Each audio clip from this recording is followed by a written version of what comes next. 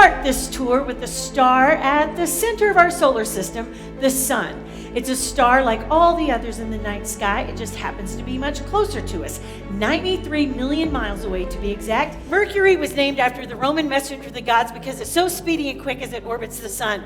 In fact, if orbits were racetracks, Mercury would win every single time because Mercury is going around the sun at over 100,000 miles an hour. And the upper atmosphere is pretty stable for Venus.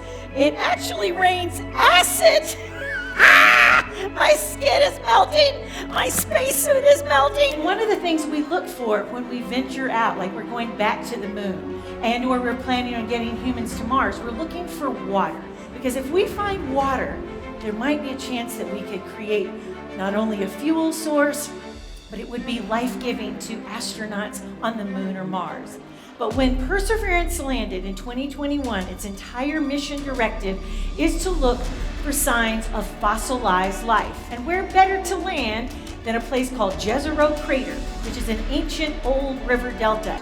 NASA did something called the Double Asteroid Redirection Test, and they wanted to see if we crash land a spacecraft into an asteroid, can we move it out of the way from coming straight at us? Because you can stand on the inner planets, they have solid surfaces, but not on Jupiter because it's primarily made of hydrogen and helium. Anybody ever sucked the air out of a helium balloon?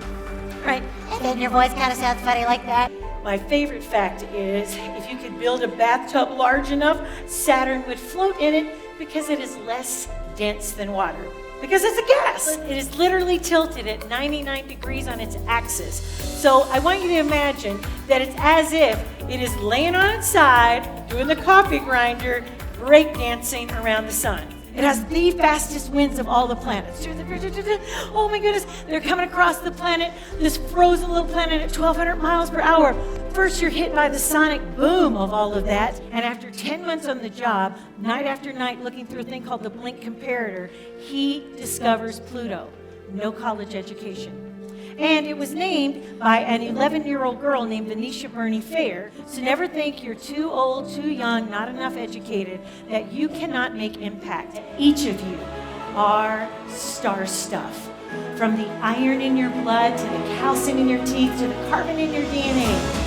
You share some of the same elements that exist in the hearts of stars. My question to you is, how will you shine your light brightly?